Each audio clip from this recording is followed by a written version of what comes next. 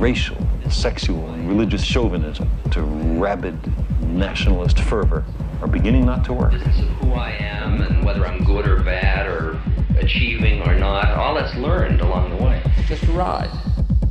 And we can change it anytime we want. It's only a choice. No effort, no work, no job, no savings of money. I realized that I had the game wrong. That the game was to find out what I already was.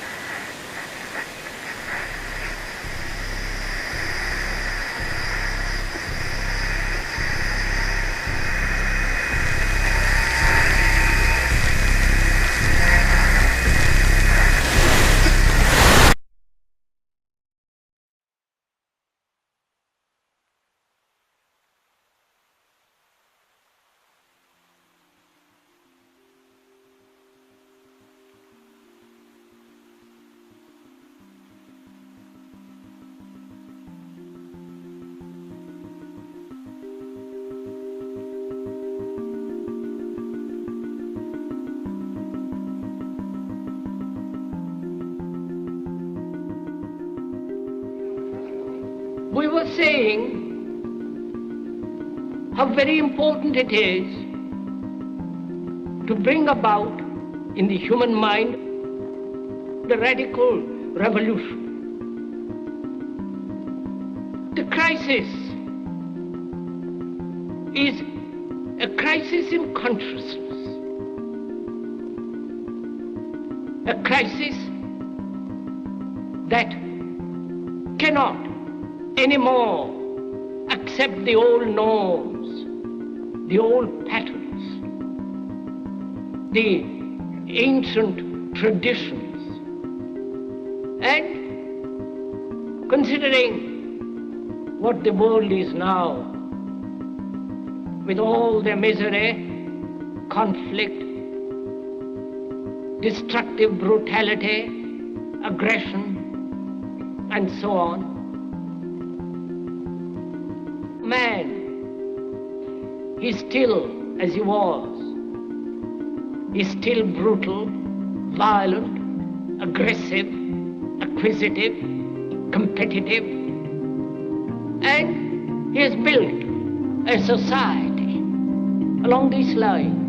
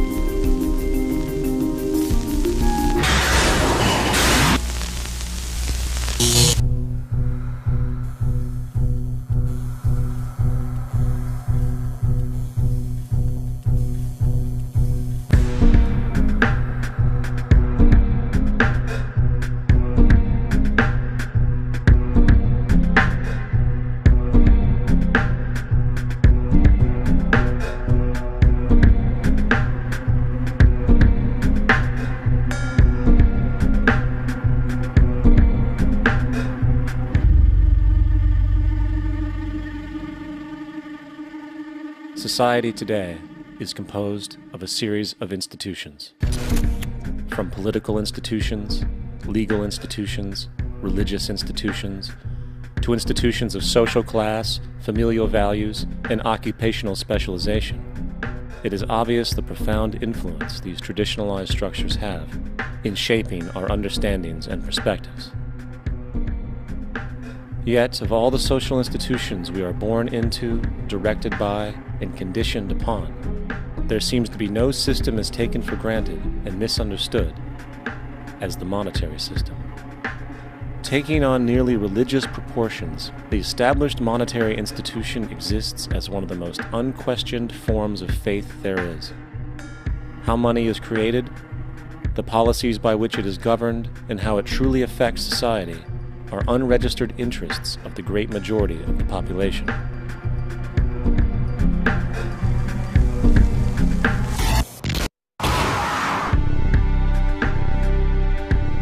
In a world where 1% of the population owns 40% of the planet's wealth, in a world where 34,000 children die every single day from poverty and preventable diseases, and where 50% of the world's population lives on less than $2 a day, one thing is clear: something is very wrong. And whether we are aware of it or not, the lifeblood of all of our established institutions, and thus society itself, is money. Therefore, understanding this institution of monetary policy is critical to understanding why our lives are the way they are. Unfortunately, economics is often viewed with confusion and boredom. Endless streams of financial jargon coupled with intimidating mathematics quickly deters people from attempts at understanding it. However, the fact is, the complexity associated with the financial system is a mere mask, designed to conceal one of the most socially paralyzing structures humanity has ever endured.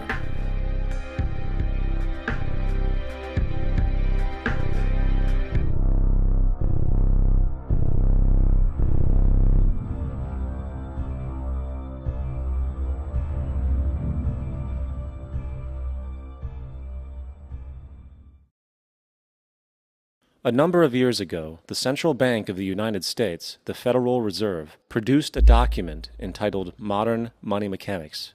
This publication detailed the institutionalized practice of money creation as utilized by the Federal Reserve and the web of global commercial banks it supports. On the opening page, the document states its objective. The purpose of this booklet is to describe the basic process of money creation in a fractional reserve banking system. It then proceeds to describe this fractional reserve process through various banking terminology, a translation of which goes something like this. The United States government decides it needs some money, so it calls up the Federal Reserve and requests, say, $10 billion. The Fed replies, saying, sure, we'll buy $10 billion in government bonds from you. So the government takes some pieces of paper, paints some official-looking designs on them, and calls them treasury bonds. Then it puts a value on these bonds to the sum of $10 billion and sends them over to the Fed. In turn, the people at the Fed draw up a bunch of impressive pieces of paper themselves, only this time calling them Federal Reserve notes, also designating a value of $10 billion to the set. The Fed then takes these notes and trades them for the bonds. Once this exchange is complete, the government then takes the $10 billion in Federal Reserve notes and deposits it into a bank account. And upon this deposit, the paper notes officially become legal tender money, adding $10 billion to the U.S. money supply. And there it is. $10 billion in new money has been created. Of course, this example is a generalization, for, in reality, this transaction would occur electronically, with no paper used at all. In fact, only 3% of the U.S. money supply exists in physical currency. The other 97% essentially exists in computers alone. Now, government bonds are, by design, instruments of debt, and when the Fed purchases these bonds, with money it essentially created out of thin air, the government is actually promising to pay back that money to the Fed. In other words, the money was created out of debt. This mind-numbing paradox of how money or value can be created out of debt or a liability will become more clear as we further this exercise. So, the exchange has been made and now $10 billion sits in a commercial bank account. Here's where it gets really interesting. For as based on the fractional reserve practice, that $10 billion deposit instantly becomes part of the bank's reserves, just as all deposits do. And regarding reserve requirements, as stated in Modern Money Mechanics, a bank must maintain legally required reserves equal to a prescribed percentage of its deposits. It then quantifies this by stating, under current regulations, the reserve requirement against most transaction accounts is 10%.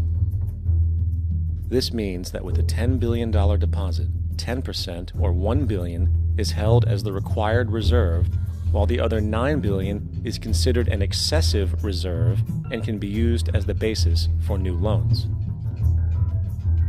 Now, it is logical to assume that this $9 billion is literally coming out of the existing $10 billion deposit. However, this is actually not the case. What really happens is that the $9 billion is simply created out of thin air on top of the existing $10 billion deposit. This is how the money supply is expanded. As stated in modern money mechanics, of course they, the banks, do not really pay out loans from the money they receive as deposits. If they did this, no additional money would be created. What they do when they make loans is to accept promissory notes, loan contracts, in exchange for credits, money, to the borrower's transaction accounts. In other words, the $9 billion can be created out of nothing simply because there is a demand for such a loan and that there is a $10 billion deposit to satisfy the reserve requirements. Now, let's assume that somebody walks into this bank and borrows the newly available $9 billion. They will then most likely take that money and deposit it into their own bank account. The process then repeats, for that deposit becomes part of the bank's reserves. 10% is isolated, and in turn 90% of the $9 billion, or $8.1 billion, is now available as newly created money for more loans. And, of course, that 8.1 can be loaned out and redeposited, creating an additional 7.2 billion, to 6.5 billion, to 5.9 billion, etc. This deposit money creation loan cycle can technically go on to infinity. The average mathematical result is that about $90 billion can be created on top of the original $10 billion. In other words, for every deposit that ever occurs in the banking system, about 9 times that amount can be created out of thin air. Money jitters. Ask the obliging Bank of America for a jar of soothing instant money, M-O-N-E-Y, in the form of a convenient personal loan. So, now that we understand how money is created by this fractional reserve banking system, a logical yet elusive question might come to mind. What is actually giving this newly created money value? The answer? The money that already exists. The new money essentially steals value from the existing money supply. For the total pool of money is being increased irrespective to demand for goods and services. And as supply and demand finds equilibrium, prices rise, diminishing the purchasing power of each individual dollar. This is generally referred to as inflation, and inflation is essentially a hidden tax on the public. What is the advice that you generally get? And that is inflate the currency. They don't say debase the currency. They don't say devalue the currency. They don't say cheat the people who are saved. They say lower the interest rates. The real deception is when we distort the value of money. When we create money out of thin air, we have no savings, and yet there's so-called capital. So my question boils down to this: how in the world can we expect to solve the problems of inflation, that is, the increase in the supply of money, with more inflation? Of course, it can't. The fractional reserve system of monetary expansion is inherently inflationary. For the act of expanding the money supply, without there being a proportional expansion of goods and services in the economy, will always debase a currency. In fact, a quick glance at the historical values of the US dollar versus the money supply reflects this point definitively, for the inverse relationship is obvious. $1 in 1913 required $21.60 in 2007 to match value. That is a 96% devaluation since the Federal Reserve came into existence. Now, if this reality of inherent and perpetual inflation seems absurd and economically self-defeating, hold that thought, for absurdity is an understatement in regard to how our financial system really operates. For in our financial system, money is debt, and debt is money. Here is a chart of the U.S. money supply from 1950 to 2006. Here is a chart of the U.S. national debt for the same period. How interesting it is that the trends are virtually the same. For the more money there is, the more debt there is. The more debt there is, the more money there is. To put it a different way, every single dollar in your wallet is owed to somebody by somebody. For remember, the only way the money can come into existence is from loans. Therefore, if everyone in the country were able to pay off all debts, including the government, there would not be $1 in circulation.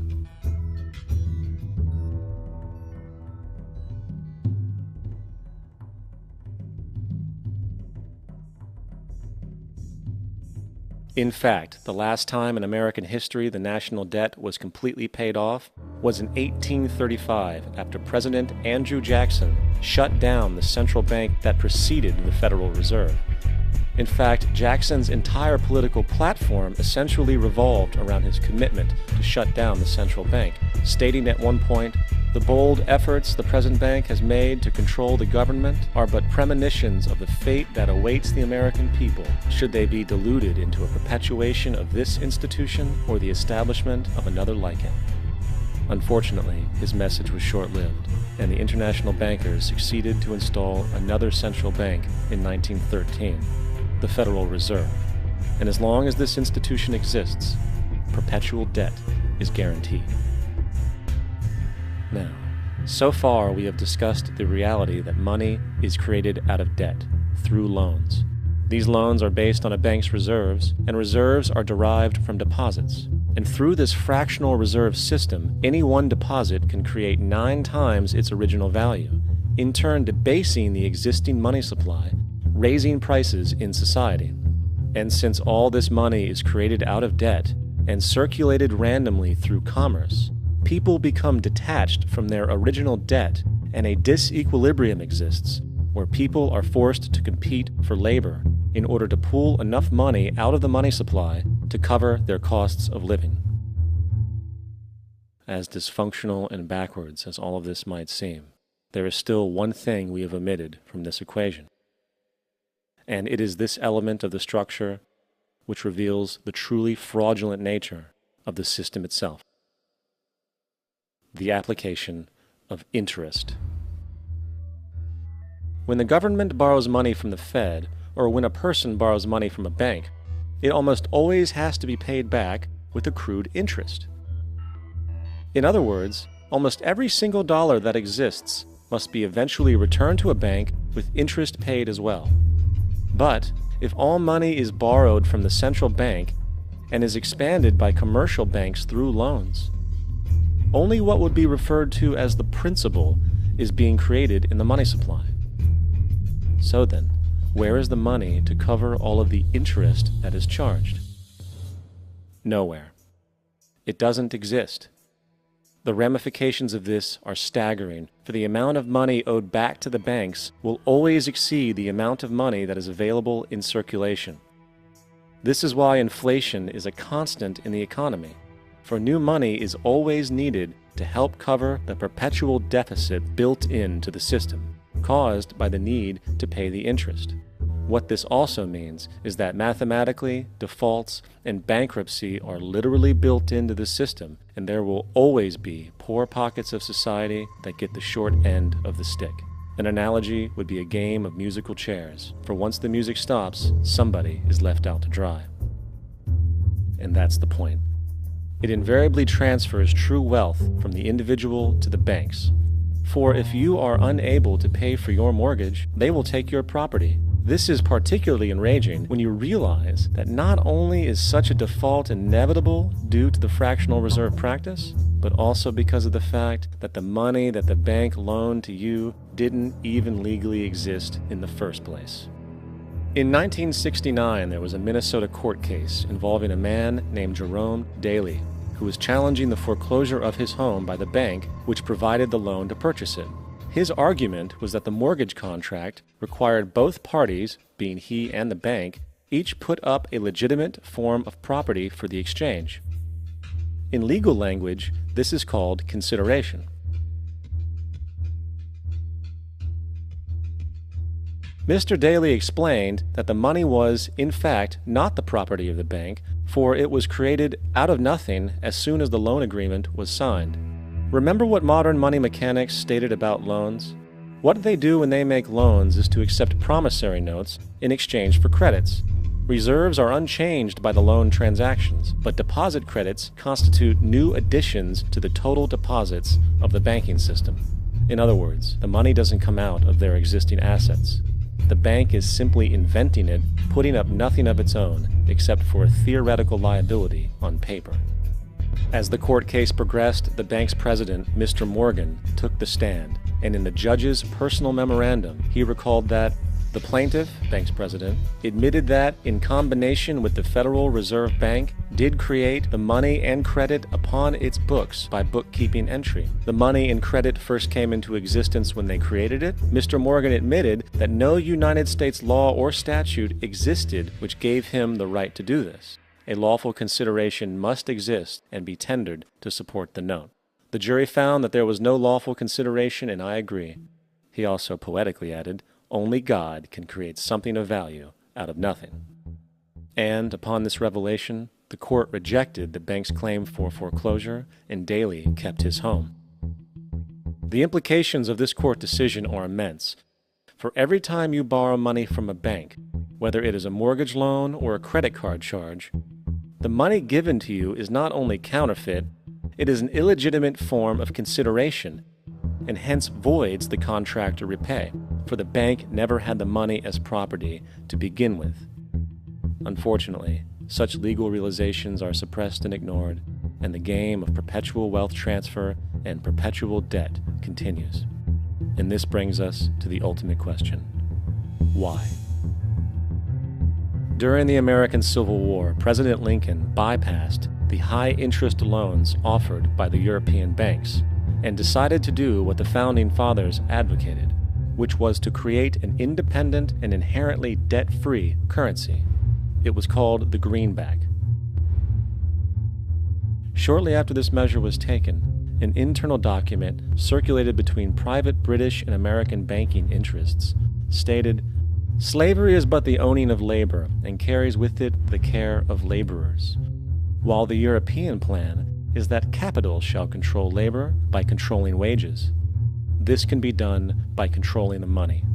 It will not do to allow the greenback, as we cannot control that." The fractional reserve policy perpetrated by the Federal Reserve, which has spread in practice to the great majority of banks in the world, is, in fact, a system of modern slavery.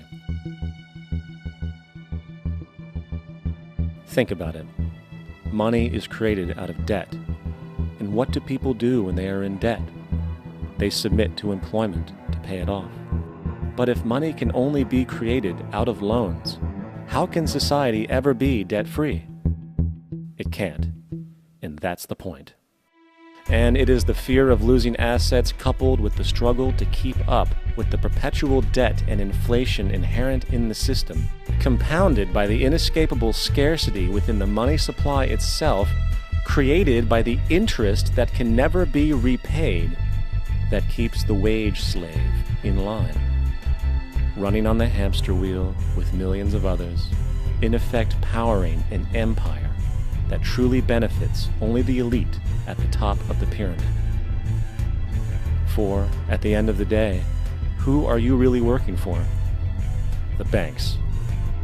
Money is created in a bank and invariably ends up in a bank.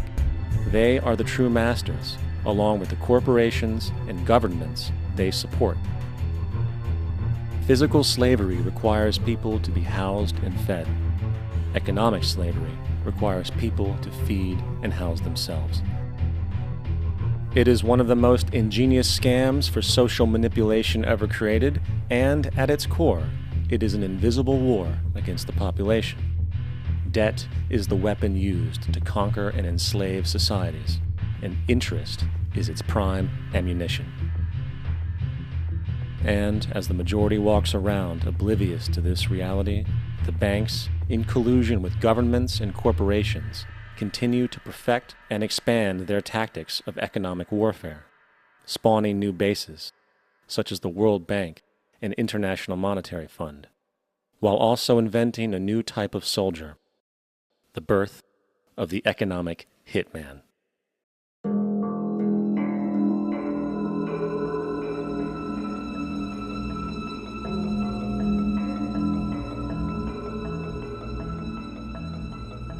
We economic hitmen really have been the ones responsible for creating this first truly global empire. And we work many different ways.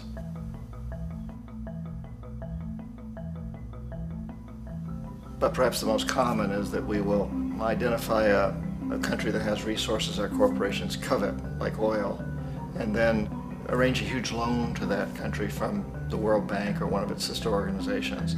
But the money never actually goes to the country. Instead, it goes to our big corporations to build infrastructure projects in that country, power plants, industrial parks, ports, things that benefit a few rich people in that country, in addition to our corporations, but really don't help the majority of the people at all. However, those people, the whole country is left holding a huge debt.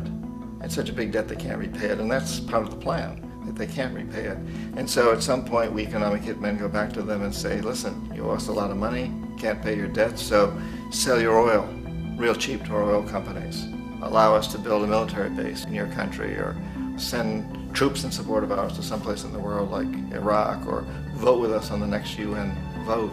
To have their electric utility company privatized and their water and sewage system privatized and sold to U.S. corporations or other multinational corporations. So there was that whole mushrooming thing, and it's so typical of the way the IMF and the World Bank work, that you put a country in debt, it's such a big debt it can't pay it, and then you offer to refinance that debt and pay even more interest.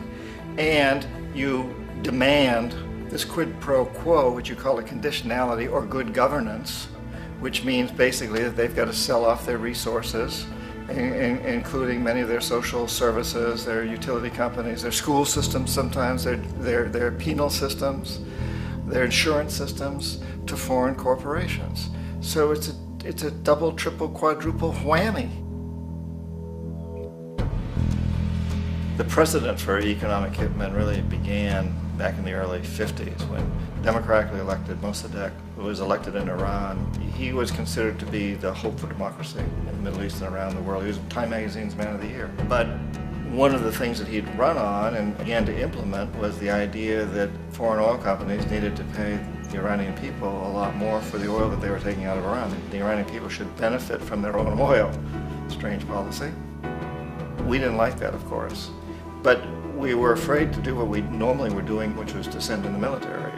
Instead, we sent in one CIA agent, Kermit Roosevelt, Teddy Roosevelt's relative.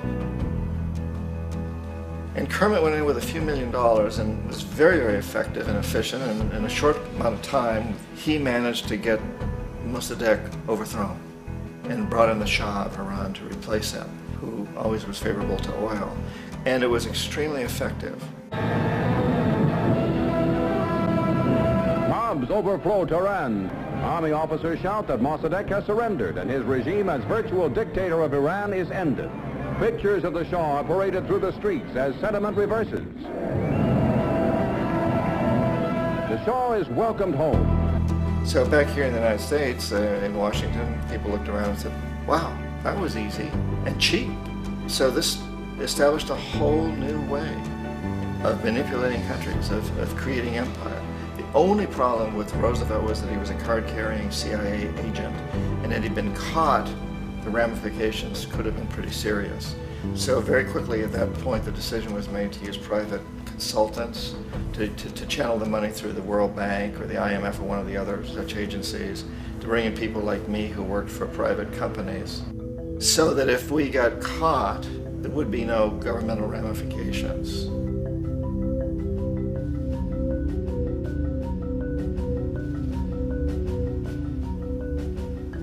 When Arbenz became president of Guatemala, the country was very much under the thumbs of United Fruit Company, the big international corporations. And Arbenz ran on this ticket that says, you know, we want to get the land back to the people.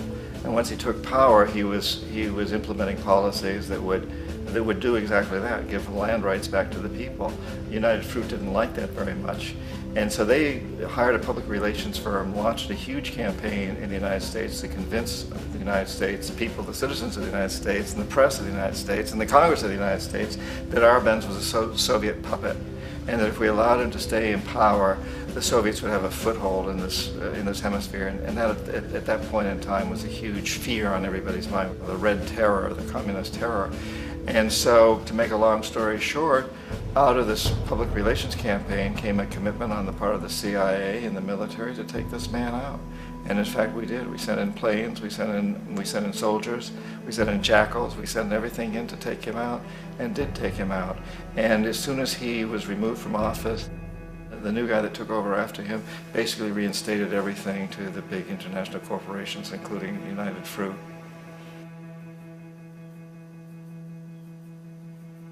Ecuador for many, many years had been ruled by pro-US dictators, often relatively brutal. Then it was decided that they were going to have a truly democratic election. Jaime Roldos ran for office, and his main goal, he said, as president would be to make sure that Ecuador's resources were used to help the people.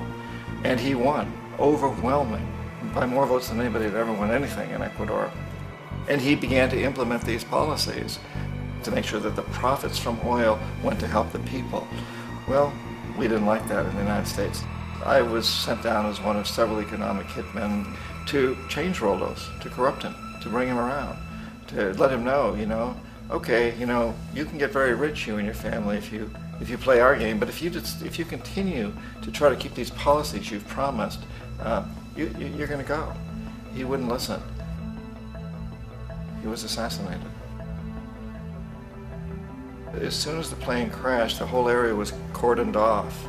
The only people allowed in were U.S. military from a nearby base and some of the Ecuadorian military. When an investigation was launched, 2 of the key witnesses died in car accidents before they had a chance to testify. A lot of very, very strange things that went on around the assassination of Jaime Roldos. I, like most people who've really looked at this case, have absolutely no doubt that it was an assassination. And of course, in my position as an economic hitman, I was always expecting something to happen to Jaime, whether it be a coup or assassination, I wasn't sure, but that he would be taken down because he was not being corrupted. He would not allow himself to be corrupted the way we wanted to corrupt him. Omar Torrijos, president of Panama, was one of my favorite people. I really, really liked him. He was very charismatic. He was a guy who really wanted to help his country. And when I tried to bribe him or corrupt him, he said, look, John, he called me Juanito. He said, look, Juanito, I don't need the money. What I really need is for my country to be treated fairly. I need for the United States to repay the debts that you owe my people for all the destruction you've done here. I need to be in a position where I can help other Latin American countries win their independence and be free of this terrible presence from the north that you people are exploiting us so badly. I need to have the Panama Canal back in the hands of the Panamanian people. That's what I want. And so, leave me alone. Don't try to bribe me. It was 1981, and in May, Jaime Roldos was assassinated. And Omar was very aware of this. Torrijos got his family together and he said, I'm probably next, but it's okay because I've done what I came here to do. I've renegotiated the canal. The canal will now be in our hands. He just finished negotiating the treaty with Jimmy Carter. In June of that same year, just a couple of months later, he also went down in an airplane crash, which there's no question was executed by CIA-sponsored jackals. Tremendous amount of evidence that one of Torrijos' security guards handed him at the last moment as he was getting on the plane a tape recorder, a small tape recorder that contained a bomb.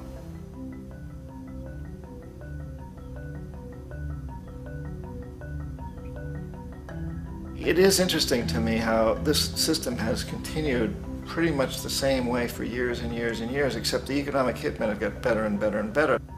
Then we come up with, very recently, what happened in Venezuela. In 1998, Hugo Chavez gets elected president, following a long line of presidents who had been very corrupt and basically destroyed the economy of the country. And Chavez was elected amidst all that. Chavez stood up to the United States, and he's done it primarily demanding that Venezuelan oil be used to help the Venezuelan people. Well, we didn't like that in the United States. So in 2002, a coup was staged, which there's no question in my mind, and most other people's minds, that the CIA was behind that coup.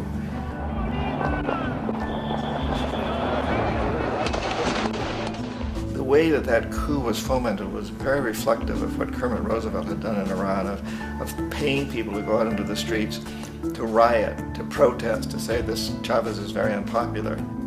You know, if you can get a few thousand people to do that, television can make it look like it's the whole country, and things start to mushroom. Except in the case of Chavez, he was smart enough, and the people were so strongly behind him that they overcame it, which was a phenomenal moment in the history of Latin America.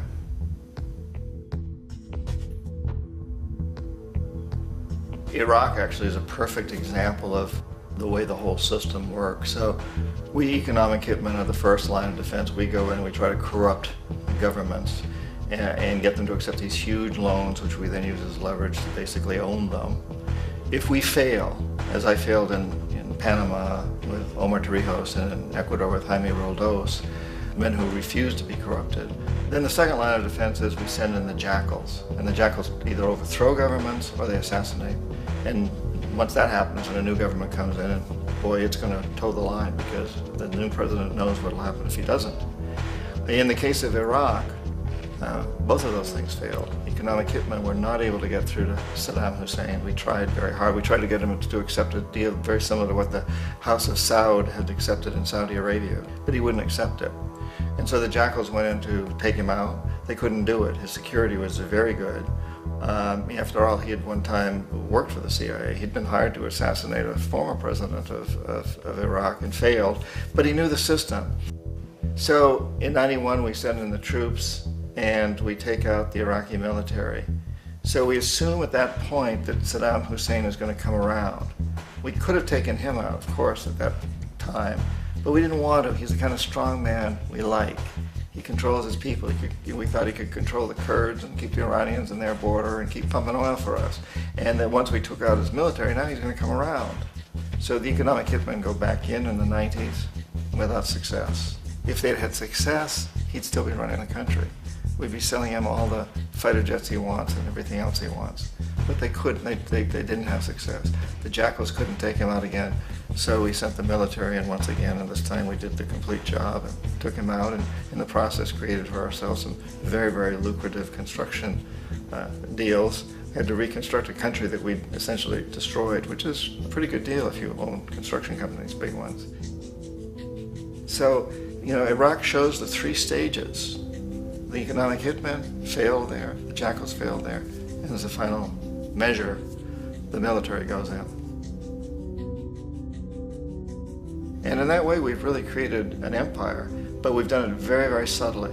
It's clandestine. All the empires of the past were built on the military, and everybody knew they were building them. So the British knew they were building them, the French, the Germans, the Romans, the Greeks. And they were proud of it, and they always had some excuse like spreading civilization, spreading some religion, something like that. But they knew they were doing it. We don't. The majority of the people in the United States have no idea that we're living off the benefits of a clandestine empire, that today there's more slavery in the world than ever before. And then you have to ask yourself, well, if it's an empire, then who's the emperor? Obviously, our presidents of the United States are not emperors. An emperor is someone who's not elected, doesn't serve a limited term, and doesn't report to anyone, essentially. So you can't classify our presidents that way. But we do have what I consider to be the equivalent of the emperor, and it's what I call the corporatocracy. The corporatocracy is this group of individuals who run our biggest corporations, and they really act as the emperor of this empire. They control our media, either through direct ownership or advertising. They control most of our politicians because they finance their campaigns, either through their corporations or through personal contributions that come out of the corporations. They're not elected, they don't serve a limited term, they don't report to anybody. And at the very top of the corporatocracy, you really can't tell whether a person's working for a private corporation or the government because they're always moving back and forth.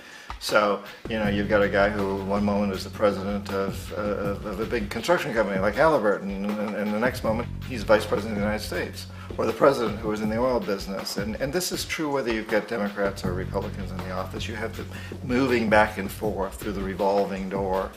And in a way, our government is invisible a lot of the time, and its policies are carried out by our corporations on one level or another. And then again, the policies of the government are basically forged by the corporatocracy and then presented to the government. They become government policy. So it's an incredibly cozy relationship. This isn't a conspiracy theory type of thing. These people don't have to get together and plot to do things. They all basically work under one primary assumption, and that is that they must maximize profits regardless of the social and environmental costs.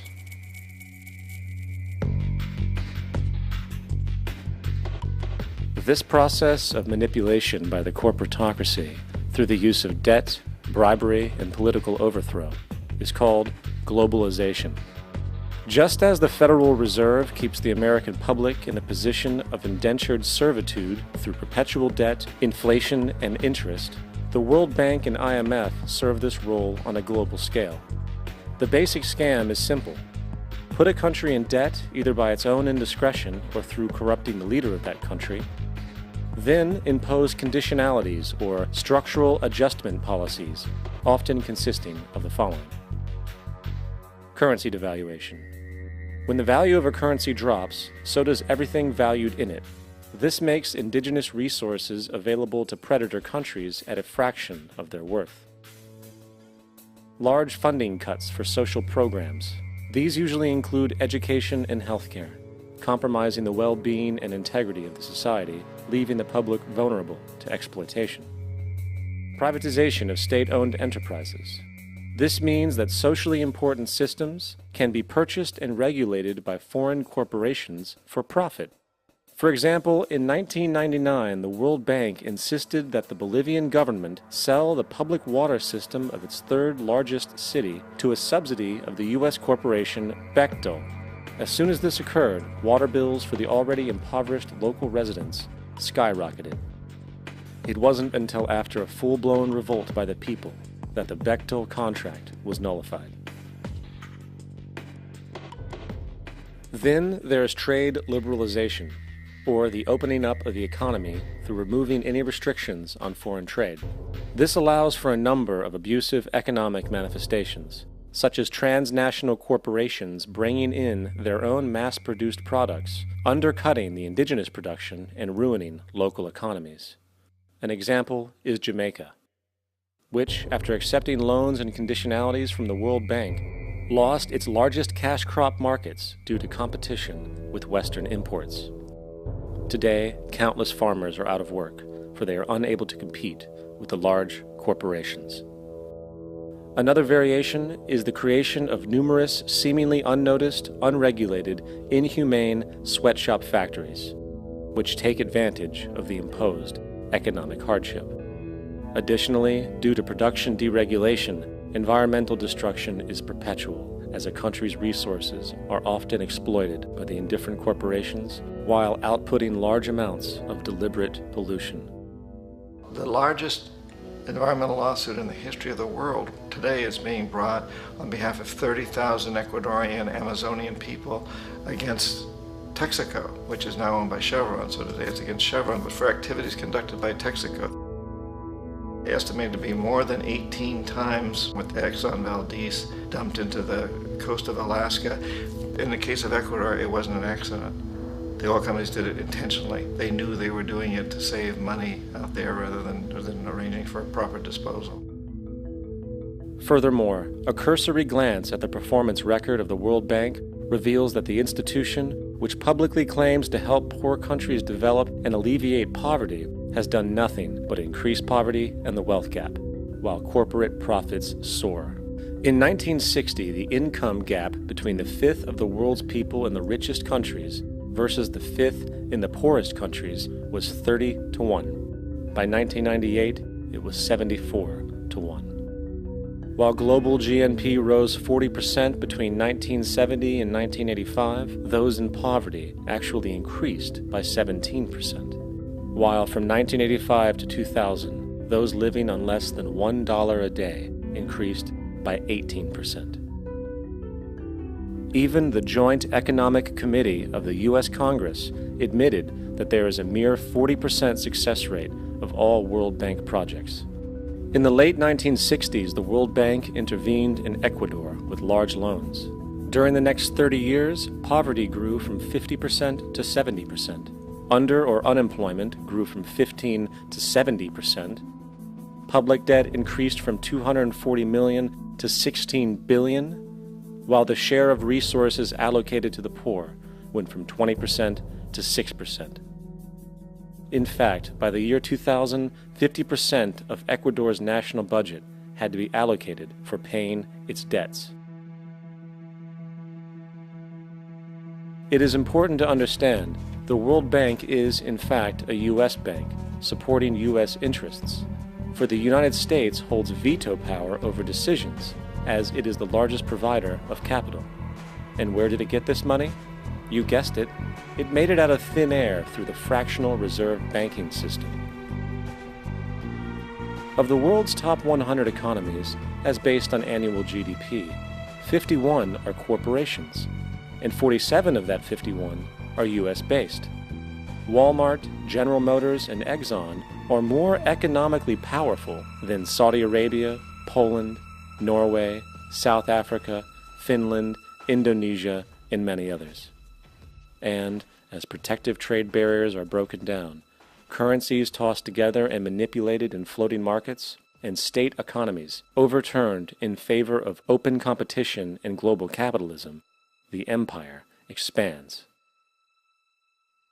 You get up on your little 21-inch screen and howl about America and democracy. There is no America. There is no democracy. There is only IBM and ITT and AT&T and DuPont, Dow, Union Carbide, and Exxon. Those are the nations of the world today. What do you think the Russians talk about in their councils of state? Karl Marx? They get out their linear programming charts, statistical decision theories, minimax solutions, and compute the price-cost probabilities of their transactions and investments, just like we do. We no longer live in a world of nations and ideologies, Mr. Beale. The world is a college of corporations, inexorably determined by the immutable bylaws of business. The world is a business, Mr. Beale.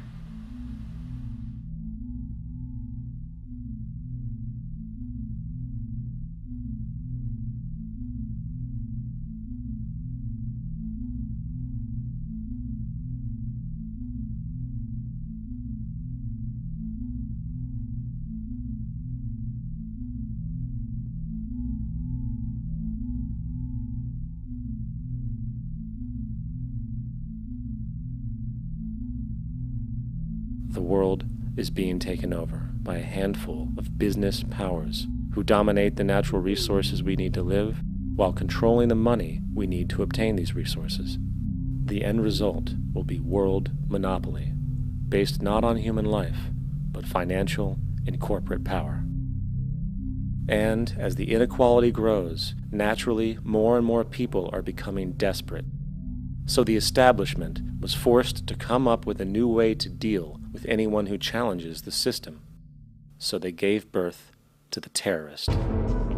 The term terrorist is an empty distinction, designed for any person or group who chooses to challenge the establishment.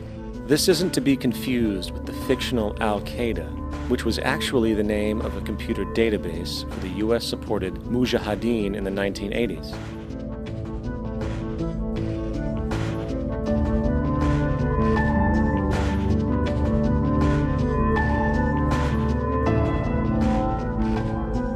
In 2007, the Department of Defense received $161.8 billion for the so-called global war on terrorism. According to the National Counterterrorism Center, in 2004, roughly 2,000 people were killed internationally due to supposed terrorist acts. Of that number, 70 were American. Using this number as a general average, which is extremely generous, it is interesting to note that twice as many people die from peanut allergies a year than from terrorist acts. Concurrently, the leading cause of death in America is coronary heart disease, killing roughly 450,000 each year. And in 2007, the government's allocation of funds for research on this issue was about $3 billion. This means that the U.S. government in 2007 spent 54 times the amount for preventing terrorism than it spent for preventing a disease which kills 6,600 times more people annually than terrorism does. Yet, as the name terrorism and Al-Qaeda are arbitrarily stamped on every news report relating to any action taken against U.S. interests, the myth grows wider. In mid-2008, the U.S. Attorney General actually proposed that the U.S. Congress officially declare war against the fantasy. Not to mention, as of July 2008, there are now over 1 million people currently on the U.S. terrorist watch list. These so-called counterterrorism measures, of course, have nothing to do with social protection, and everything to do with preserving the establishment amongst the growing anti-American sentiment both domestically and internationally, which is legitimately founded on the greed-based corporate empire expansion that is exploiting the world. The true terrorists of our world do not meet at the docks at midnight or scream Allah Akbar before some violent action. The true terrorists of our world wear $5,000 suits and work in the highest positions of finance, government, and business. So, what do? How do we stop a system of greed and corruption that has so much power and momentum? How do we stop this aberrant group behavior which feels no compassion for, say, the millions slaughtered in Iraq and Afghanistan, so the corporatocracy can control energy resources and opium production for Wall Street profit?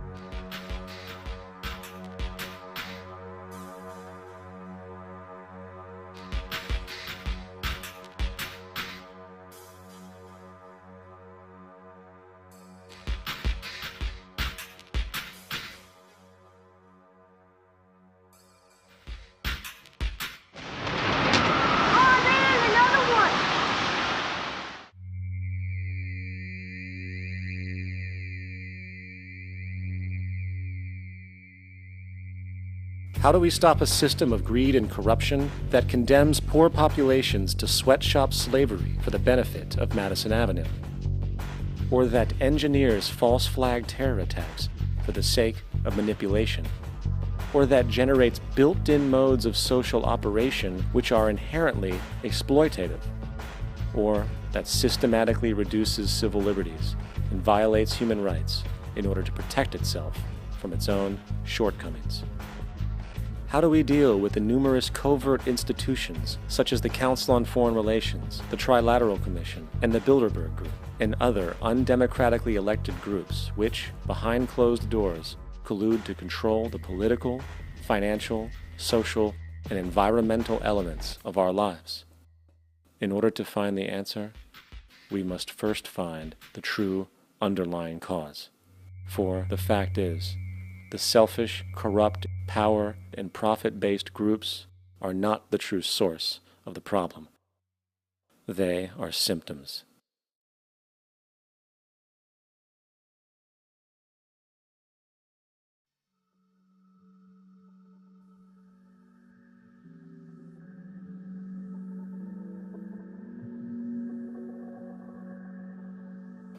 My name is Jacque Fresco. I'm an industrial designer and a social engineer. I'm very much interested in society and developing a system that might be sustainable for all people. First of all, the word corruption is a monetary invention. That aberrant behavior that's disruptive to the well-being of people, while you're dealing with human behavior. And human behavior appears to be environmentally determined, meaning if you were raised by the Seminole Indians as a baby, never saw anything else, you'd hold that value system. And this goes for nations, it goes for individuals, for families. They try to indoctrinate their children to their particular faith and their country and make them feel like they're part of that. And they build a society which they call established. They establish a workable point of view and tend to perpetuate that, whereas all societies are really emergent, not established. And so they fight new ideas that would interfere with the establishment. Governments try to perpetuate that which keeps them in power. People are not elected to political office to change things. They're put there to keep things the way they are. So you see, the basis of corruption is in our society. Let me make it clear. All nations, then, are basically corrupt because they tend to uphold existing institutions. I don't mean to uphold or downgrade all nations, but communism, socialism, fascism, the free enterprise system, and all other subcultures are the same. They are all basically corrupt. The most fundamental characteristic of our social institutions is the necessity for self-preservation. Whether dealing with a corporation, a religion, or a government, the foremost interest is to preserve the institution itself. For instance, the last thing an oil company would ever want is the utilization of energy that was outside of its control, for it makes that company less relevant to society. Likewise, the Cold War and the collapse of the Soviet Union was, in reality, a way to preserve and perpetuate the established economic and global hegemony of the United States. Similarly, religions condition people to feel guilty for natural inclinations, each claiming to offer the only path to forgiveness and salvation. At the heart of this institutional self-preservation lies the monetary system, for it is money that provides the means for power and survival. Therefore, just as a poor person might be forced to steal in order to survive, it is a natural inclination to do whatever is needed to continue an institution's profitability.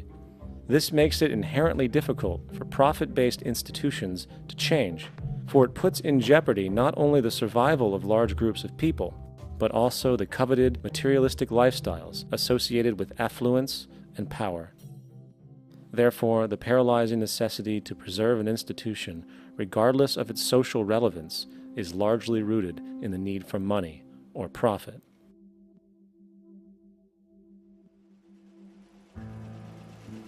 What's in it for me is why people think.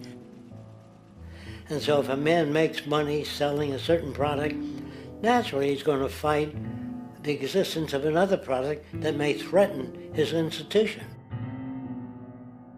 Therefore, people cannot be fair, and people do not trust each other. A guy will come over to you and say, I got just the house you're looking for. He's a salesman. When a doctor says, I think your kidney has to come out, I don't know if he's trying to pay off a yacht or whether my kidney has to come out. It's hard in a monetary system to trust people. If you came into my store and I said, this lamp that I've got is pretty good, but the lamp next door is much better, I wouldn't be in business very long. It wouldn't work. If I were ethical, it wouldn't work. So when you say industry cares for people, that's not true. They can't afford to be ethical. So your system is not designed to serve the well-being of people. If you still don't understand that, there would be no outsourcing of jobs if they cared about people. Industry does not care. They only hire people because it hasn't been automated yet. So don't talk about decency and ethics. We cannot afford it and remain in business. It is important to point out that regardless of the social system, whether fascist, socialist, capitalist, or communist, the underlying mechanism is still money, labor, and competition. Communist China is no less capitalistic than the United States, The only difference is the degree by which the state intervenes in enterprise. The reality is that monetaryism, so to speak, is the true mechanism that guides the interests of all the countries on the planet. The most aggressive and hence dominant variation of this monetaryism is the free enterprise system. The fundamental perspective, as put forth by early free market economists like Adam Smith, is that self-interest in competition leads to social prosperity, as the act of competition creates incentive, which motivates people to persevere. However, what isn't talked about is how a competition-based economy invariably leads to strategic corruption, power and wealth consolidation, social stratification, technological paralysis, labor abuse, and, ultimately, a covert form of government dictatorship by the rich elite. The word corruption is often defined as moral perversion. If a company dumps toxic waste into the ocean to save money, most people recognize this as corrupt behavior. On a more subtle level, when Walmart moves into a small town and forces small businesses to shut down for they are unable to compete, a gray area emerges. For what exactly is Walmart doing wrong? Why should they care about mom-and-pop organizations they destroy? Yet, even more subtly, when a person gets fired from their job because a new machine has been created which can do the work for less money, people tend to just accept that as the way it is, not seeing the inherent, corrupt inhumanity of such an action. Because the fact is, whether it is dumping toxic waste, having a monopoly enterprise, or downsizing the workforce, the motive is the same: profit. They are all different degrees of the same self-preserving mechanism, which always puts the well-being of people second to monetary gain. Therefore, corruption is not some byproduct of monetaryism. It is the very foundation.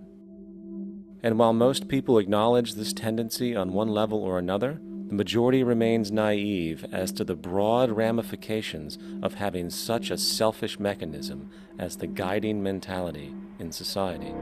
Internal documents show that after this company positively, absolutely knew that they had a medication that was infected with the AIDS virus, they took the product off the market in the U.S. and then they dumped it in France, Europe, Asia, and Latin America. The U.S. government allowed it to happen. The FDA allowed this to happen. And now the government is completely looking the other way. Thousands of innocent hemophiliacs have died from the AIDS virus. This company knew absolutely that it was infected with AIDS. They dumped it because they wanted to turn this disaster into a profit. So you see, you have built-in corruption. We're all chiseling off each other, and you can't expect decency in that sort of thing. And feeling that, they don't know who to elect. They think in terms of a democracy, which is not possible in a monetary-based economy. If you have more money to advertise your position, the position you desire in government, that isn't a democracy. It serves those in positions of differential advantage. So it's always a dictatorship of the elitists, the financially wealthy.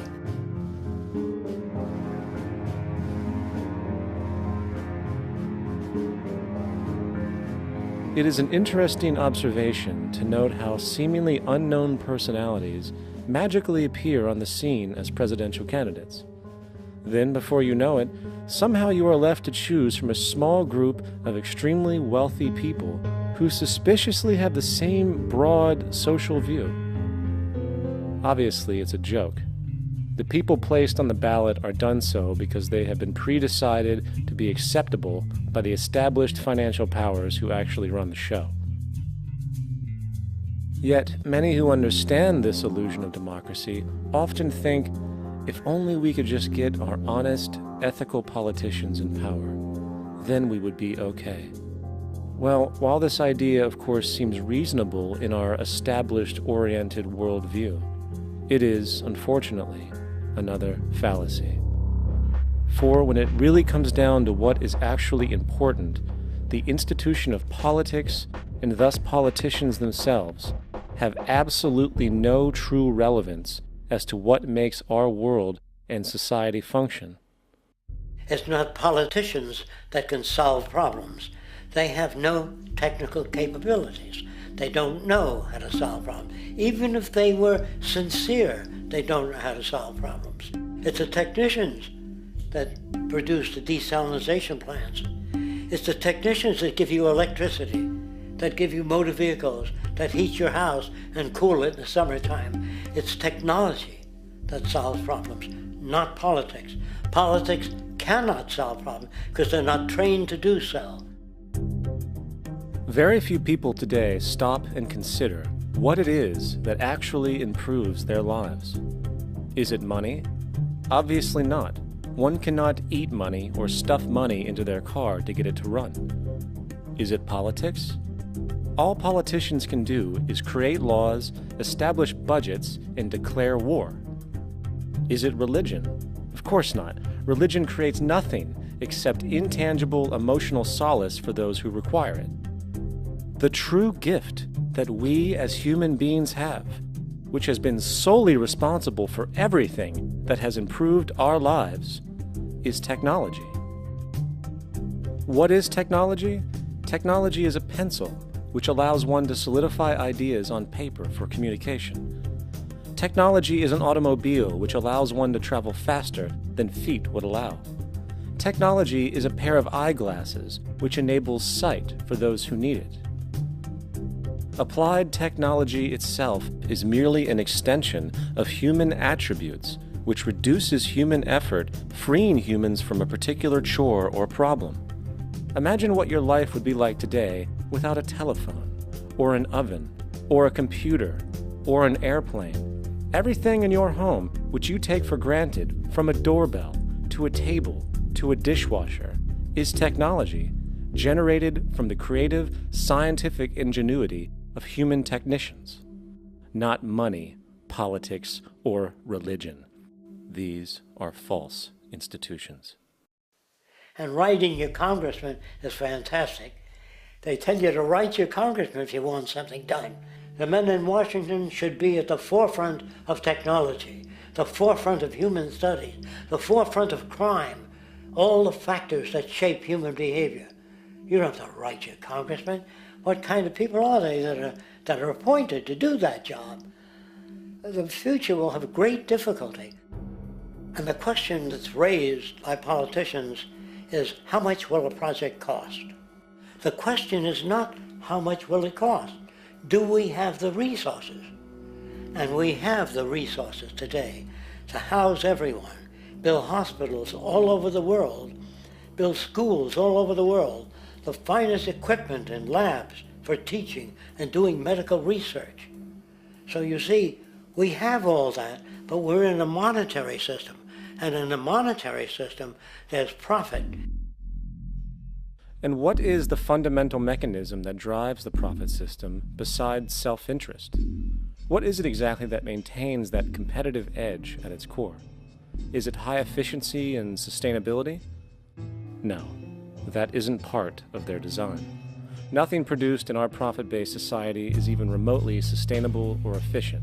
If it was, there wouldn't be a multi-million-dollar-a-year service industry for automobiles, nor would the average lifespan for most electronics be less than 3 months before they're obsolete. Is it abundance? Absolutely not. Abundance, as based on the laws of supply and demand, is actually a negative thing. If a diamond company finds 10 times the usual amount of diamonds during their mining, it means the supply of diamonds has increased, which means the cost and profit per diamond drops. The fact is, efficiency, sustainability, and abundance are enemies of profit. To put it into a word, it is the mechanism of scarcity that increases profits. What is scarcity? Based on keeping products valuable. Slowing up production on oil raises the price. Maintaining scarcity of diamonds keeps the price high. They burn diamonds at the Kimberley diamond mines. They're made of carbon. That keeps the price up. So then, what does it mean for society when scarcity, either produced naturally or through manipulation, is a beneficial condition for industry.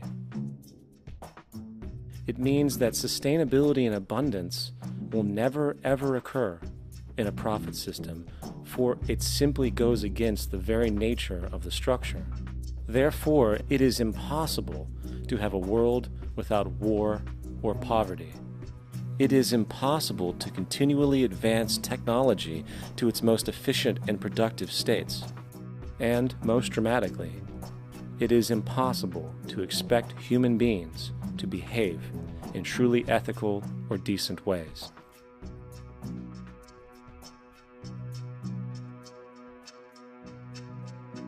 People use the word instinct because they can't account for the behavior.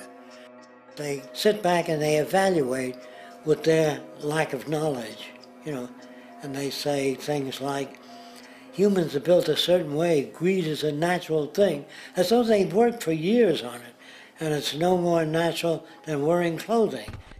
What we want to do is to eliminate the causes of the problems, eliminate the processes that produce greed and bigotry and prejudice and people taking advantage of one another and elitism, eliminating the need for prisons and welfare. We have always had these problems because we have always lived within scarcity and barter and monetary systems that produce scarcity. If you eradicate the conditions that generate what you call socially offensive behavior, it does not exist. The guy said, well, isn't that inborn? No, it's not. There is no human nature, there's human behavior, and that's always been changed throughout history. You're not born with bigotry and greed and corruption and hatred. You pick that up within the society.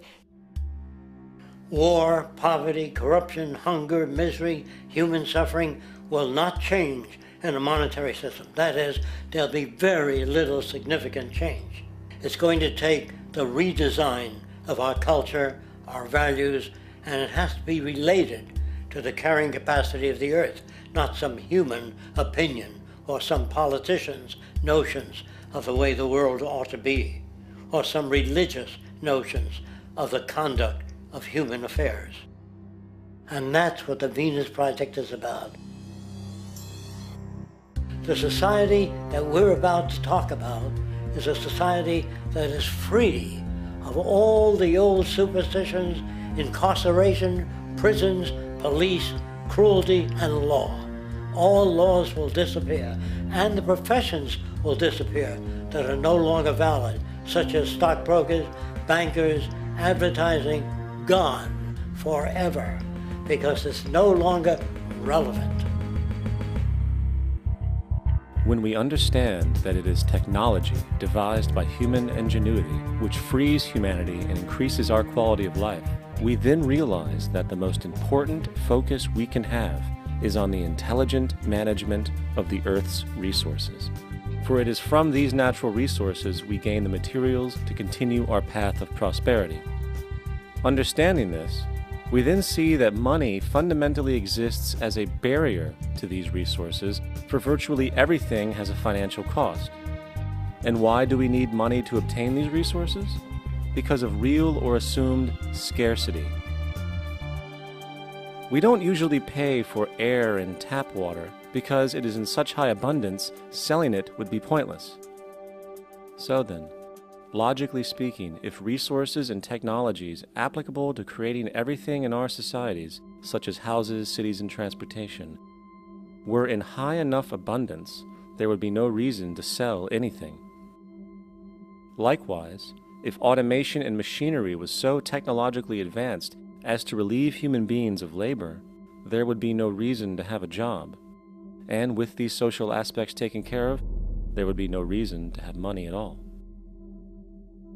So the ultimate question remains: do we on Earth have enough resources and technological understanding to create a society of such abundance that everything we have now could be available without a price tag and without the need for submission through employment?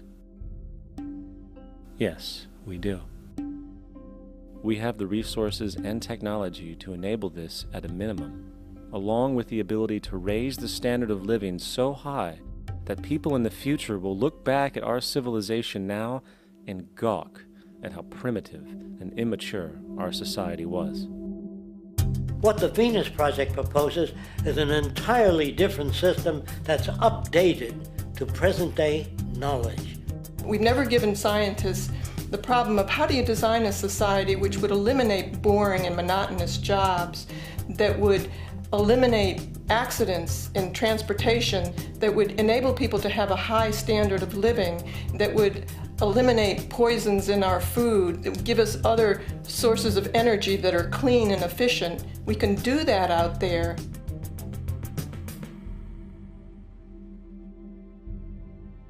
The major difference between a resource-based economy and a monetary system is that a resource-based economy is really concerned with people and their well-being, where a monetary system has become so distorted that the concerns of the people are really secondary, if they're there at all. The products that are turned out are for how much money you can get. If there is a problem in society and you can't earn money from solving that problem, then it won't be done. The resource-based economy is really not close to anything that's been tried. And with all our technology today, we can create abundance. It could be used to improve everyone's lifestyle. Abundance all over the world if we use our technology wisely and maintain the environment. It's a very different system, and it's very hard to talk about because the public is not that well enough informed as to the state of technology.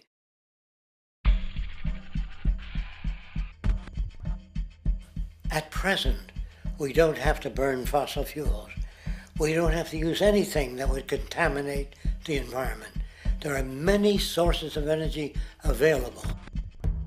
Alternative energy solutions pushed by the establishment, such as hydrogen, biomass, and even nuclear, are highly insufficient, dangerous, and exist only to perpetuate the profit structure that industry has created. When we look beyond the propaganda and self-serving solutions put forth by the energy companies, we find a seemingly endless stream of clean, abundant, and renewable energy for generating power. Solar and wind energy are well known to the public, but the true potential of these mediums remains unexpressed. Solar energy, derived from the sun, has such abundance that 1 hour of light at high noon contains more energy than what the entire world consumes in a year. If we could capture 0.01% of this energy, the world would never have to use oil, gas, or anything else. The question then is not availability, but the technology to harness it. And there are many advanced mediums today which could accomplish just that, if they were not hindered by the need to compete for market share with the established energy power structures. Then there's wind energy. Wind energy has long been denounced as weak, and due to being location-driven, impractical. This is simply not true. The U.S. Department of Energy admitted in 2007 that if wind was fully harvested in just 3 of America's 50 states, it could power the entire nation. And then there are the rather unknown mediums of tidal and wave power. Tidal power is derived from tidal shifts in the ocean. Installing turbines which capture this movement generates energy. In the United Kingdom, 42 sites are currently noted as available, forecasting that 34% of all the UK's energy could come from tidal power alone. Wave power, which extracts energy from the surface motions of the ocean, is estimated to have a global potential of up to 80,000 terawatt-hours a year. This means 50% of the entire planet's energy usage could be produced from this medium alone. Now, it is important to point out that tidal, wave, solar, and wind power requires virtually no preliminary energy to harness, unlike coal, oil, gas, biomass, hydrogen, and all the others. In combination, these 4 mediums alone, if efficiently harnessed through technology, could power the world forever. That being said, there happens to be another form of clean, renewable energy which trumps them all: geothermal power. Geothermal energy utilizes what is called heat mining, which, through a simple process using water, is able to generate massive amounts of clean energy. In 2006, an MIT report on geothermal energy found that 13,000 zettajoules of power are currently available in the Earth, with the possibility of 2,000 zettajoules being easily tappable with improved technology. The total energy consumption of all the countries on the planet is about half of a zettajoule a year. This means about 4,000 years of planetary power could be harnessed in this medium alone. And when we understand that the Earth's heat generation is constantly renewed, this energy is really limitless and could be used forever. These energy sources are only a few of the clean, renewable mediums available, and as time goes on, we will find more.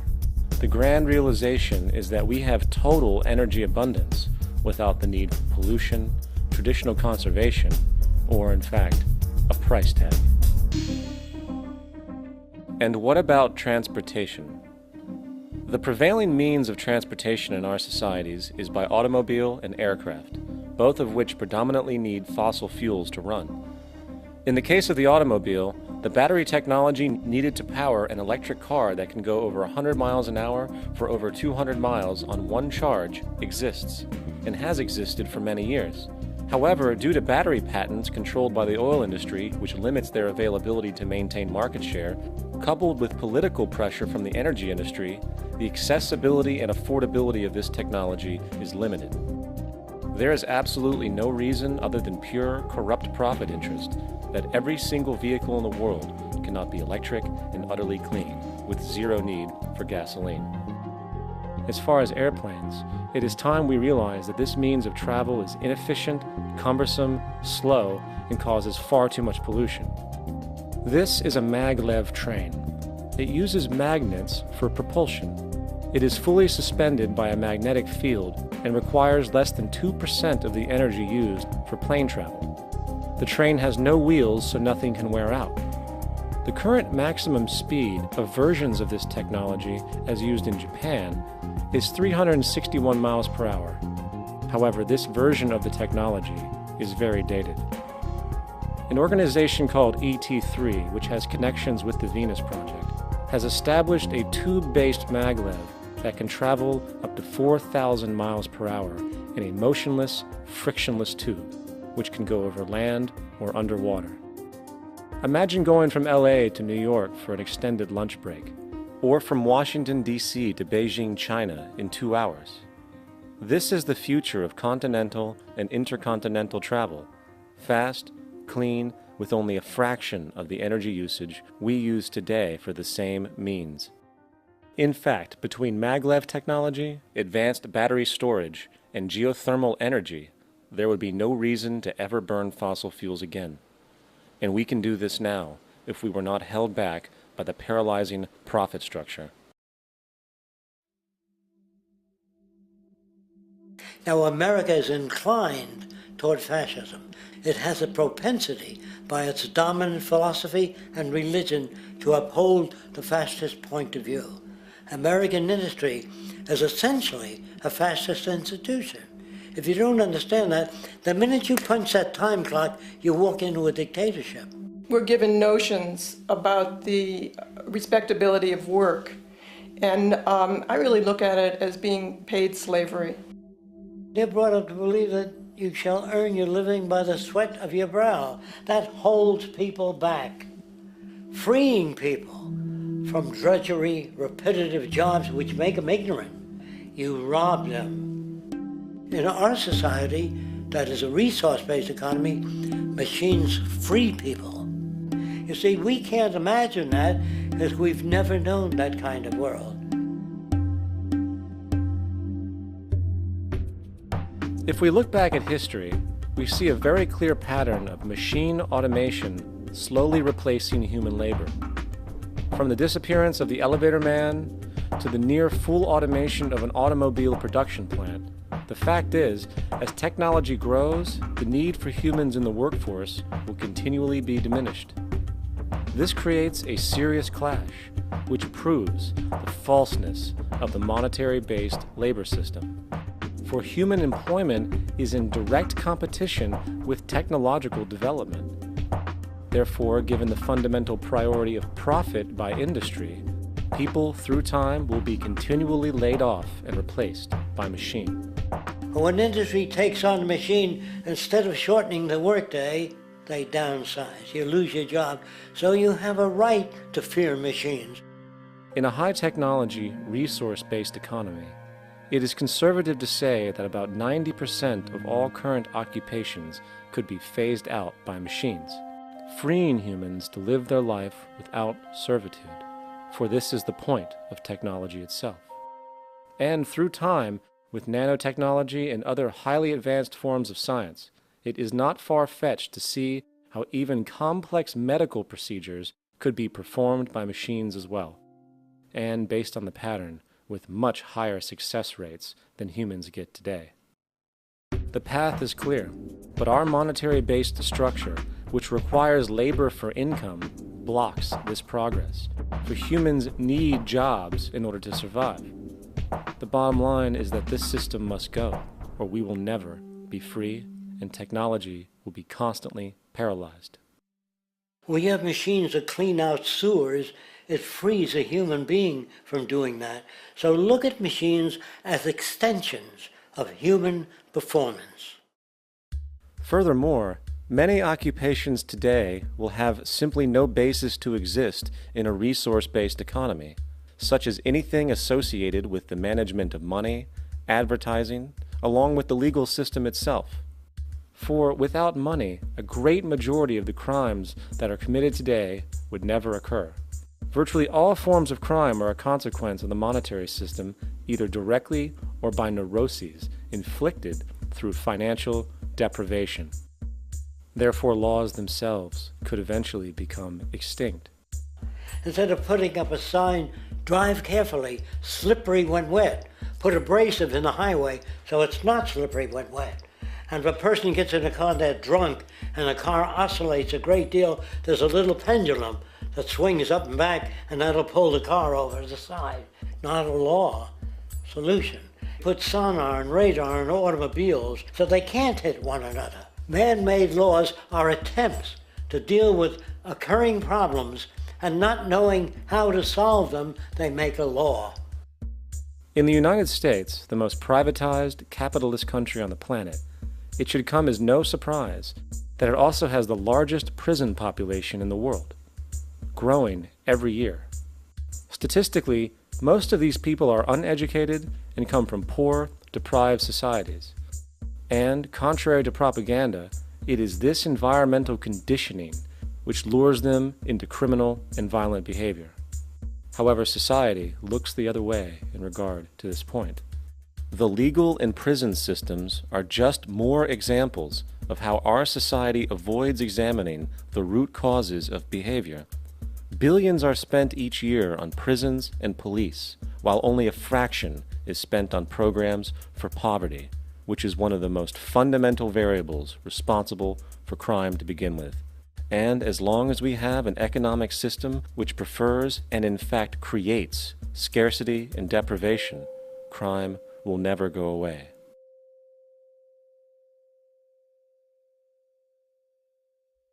If people have access to the necessities of life without servitude, debt, barter, trade, they behave very differently.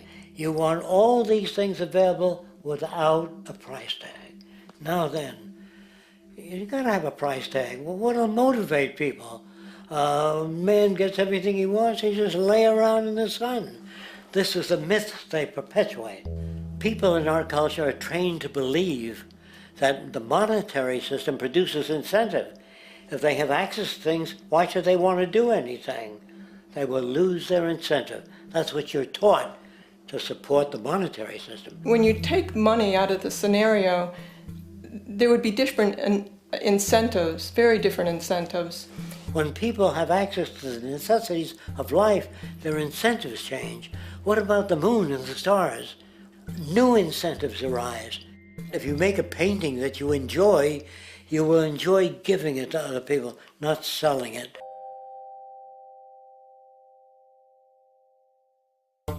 I think most of the education that I've seen today is essentially producing a person for a job. It's very specialized. They're not generalists. People don't know a lot about a lot of different subjects. I don't think you could get people to go to war if they knew a lot about a lot of things. I think education is mostly rote, and they're not taught how to solve problems. They're not given the tools, emotionally or within their own field, of how to do critical thinking.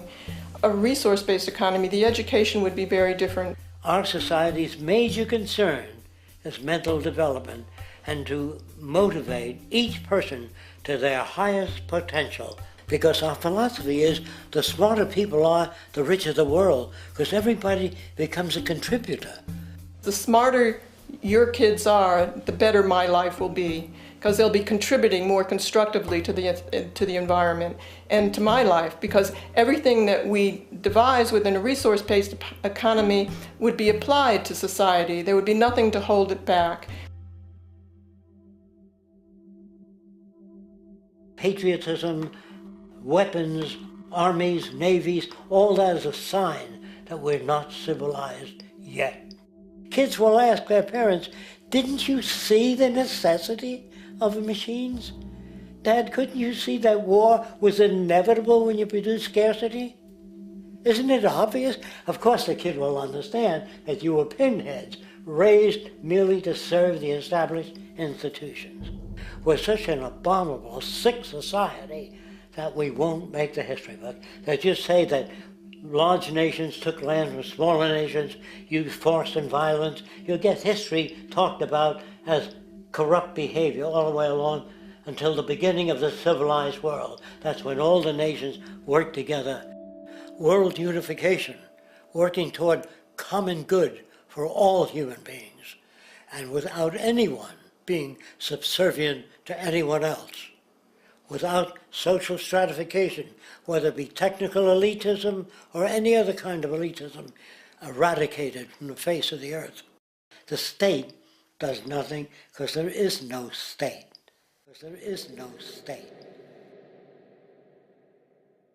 The system I advocate, a resource-based global economy, is not perfect. It's just a lot better than what we have. We can never achieve perfection.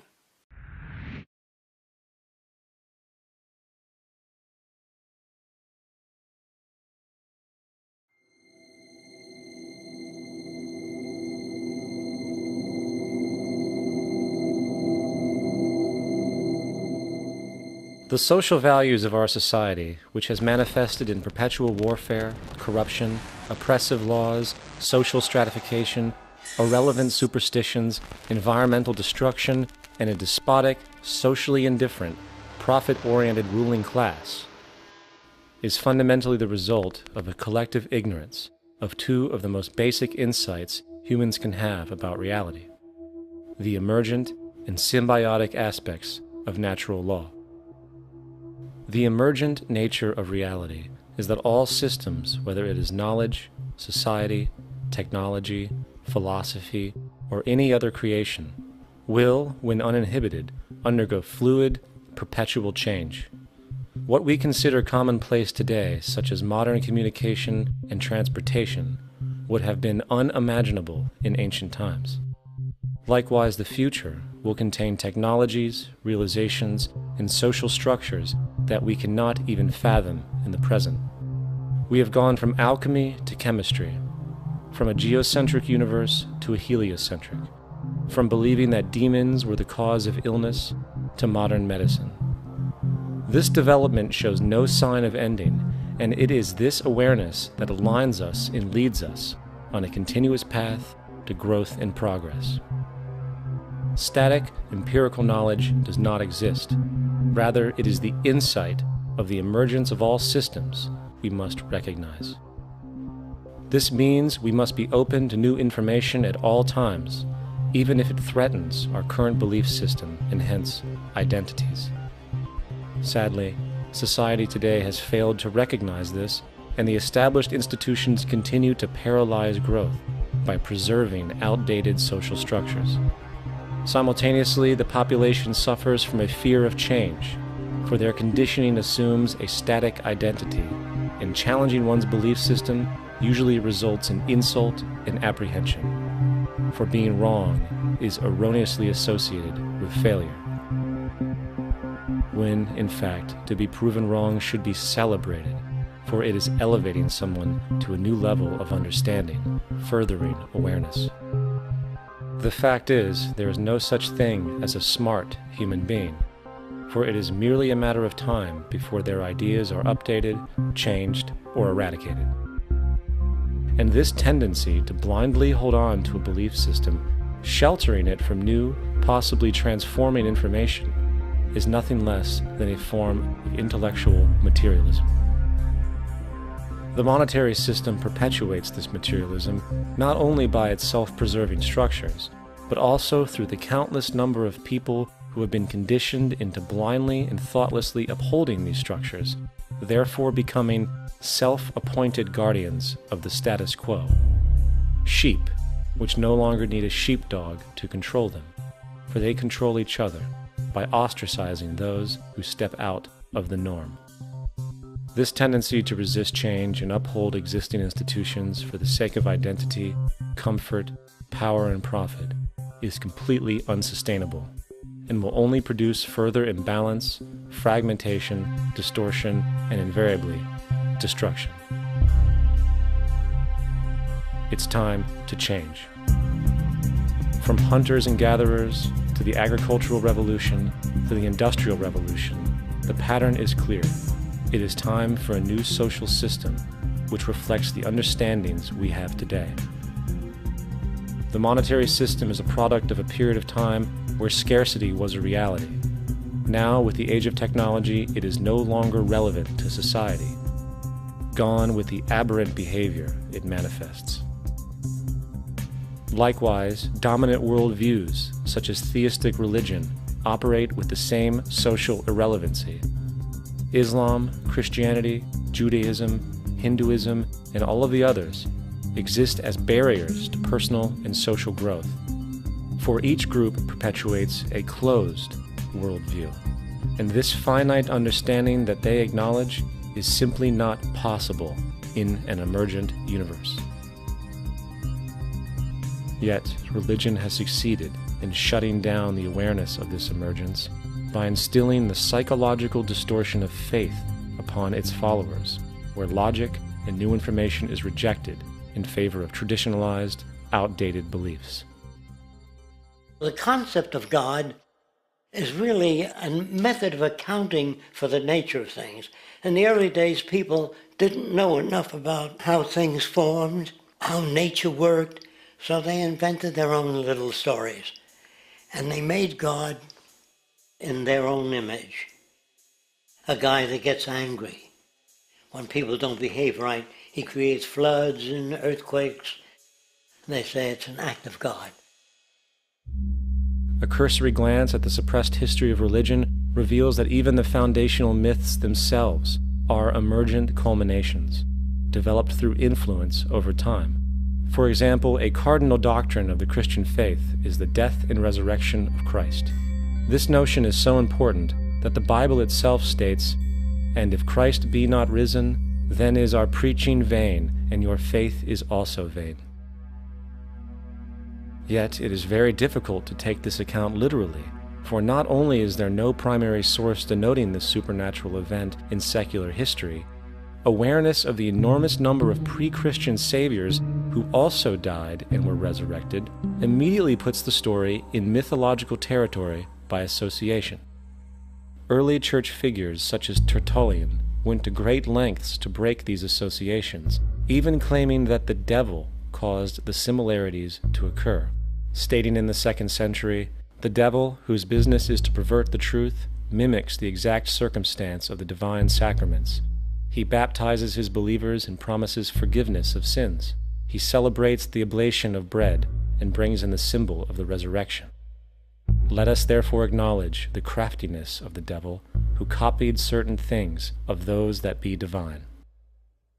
What is truly sad, however, is that when we cease the idea that the stories from Christianity, Judaism, Islam, and all the others are literal history, and accept them for what they really are, which are purely allegorical expressions derived from many faiths, we see that all religions share a common thread, and it is this unifying imperative that needs to be recognized and appreciated.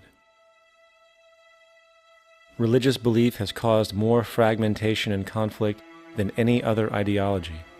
Christianity alone has 34,000 different subgroups.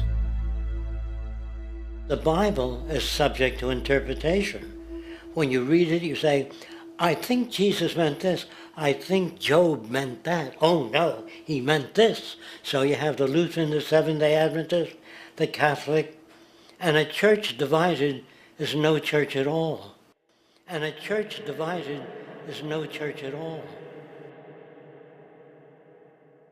And this point on division, which is a trademark of all theistic religions, brings us to our second failure of awareness, the false assumption of separation through the rejection of the symbiotic relationship of life. Apart from the understanding that all natural systems are emergent, where all notions of reality will be constantly developed, altered, and even eradicated, we must also understand that all systems are, in fact, invented fragments, merely for the sake of conversation. For there is no such thing as independence in nature. The whole of nature is a unified system of interdependent variables, each a cause and a reaction, existing only as a concentrated whole. You don't see the plug connected to the environment, so it looks like we're free, wandering around. Take the oxygen away, we all die immediately. Take plant life away, we die. And without the sun, all the plants die. So we are connected.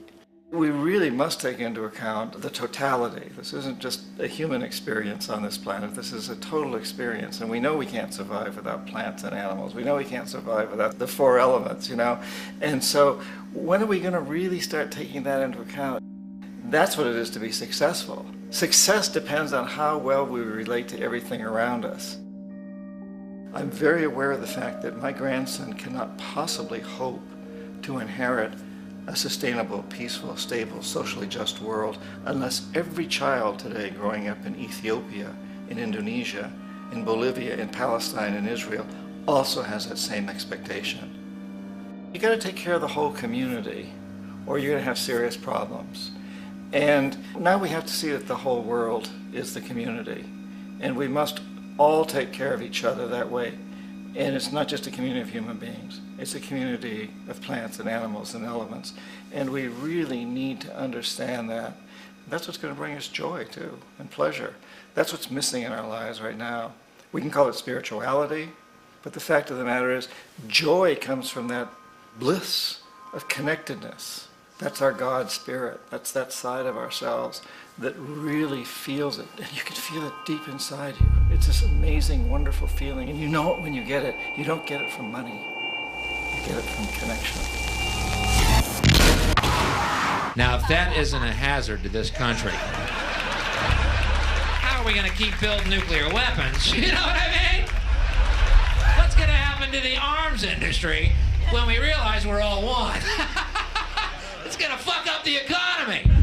The economy that's fake anyway. The economy that's fake anyway. The economy that's fake anyway. The economy that's fake anyway. The economy that's fake anyway. Which would be a real bummer. You can see why the government's cracking down on the idea of experiencing unconditional love.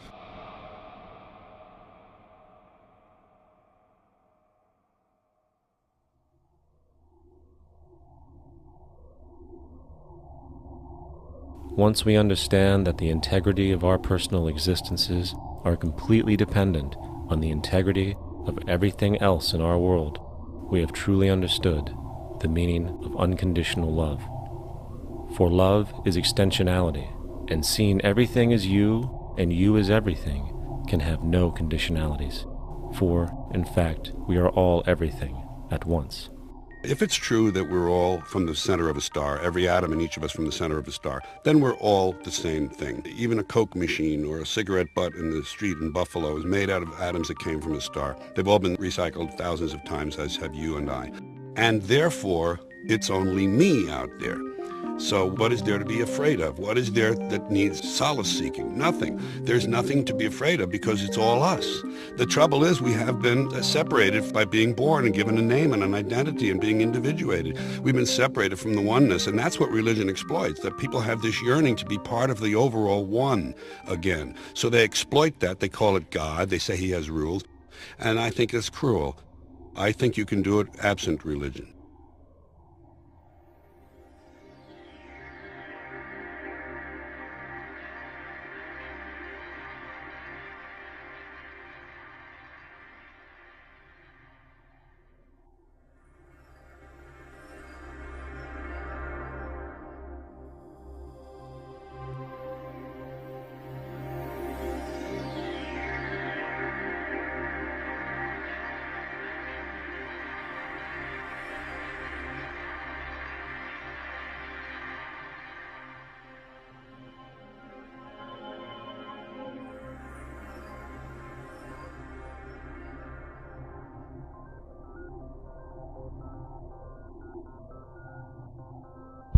It's time to claim the unity our outmoded social systems have broken apart, and work together to create a sustainable global society where everyone is taken care of and everyone is truly free. Your personal beliefs, whatever they may be, are meaningless when it comes to the necessities of life. Every human being is born naked, needing warmth, food, water, shelter. Everything else is auxiliary. Therefore, the most important issue at hand is the intelligent management of the Earth's resources. This can never be accomplished in a monetary system, for the pursuit of profit is the pursuit of self-interest, and therefore imbalance is inherent. Simultaneously, politicians are useless, for our true problems in life are technical, not political. Furthermore, ideologies that separate humanity, such as religion, need strong reflection in the community in regard to its value, purpose, and social relevancy. Hopefully, through time, religion will lose its materialism and basis in superstition and move into the useful field of philosophy. The fact is, society today is backwards, with politicians constantly talking about protection and security rather than creation, unity, and progress. The U.S. alone now spends about $500 billion annually on defense. That is enough to send every high school senior in America to a four-year college. In the 1940s, the Manhattan Project produced the first true weapon of mass destruction. This program employed 130,000 people at an extreme financial cost. Imagine what our life would be like today if that group of scientists, instead of working on a way of killing people, worked on a way to create a self-sustaining, abundant world. Life today would be very, very different if that was their goal. Instead of weapons of mass destruction, it is time to unleash something much more powerful. Weapons of mass creation. Our true divinity is in our ability to create, and armed with the understanding of the symbiotic connections of life, while being guided by the emergent nature of reality, there is nothing we cannot do or accomplish. Of course, we face strong barriers in the form of established power structures that refuse to change. At the heart of these structures is the monetary system. As explained earlier, the fractional reserve policy is a form of slavery through debt, where it is literally impossible for society to be free. In turn, free market capitalism in the form of free trade uses debt to imprison the world and manipulate countries into subservience to a handful of large business and political powers.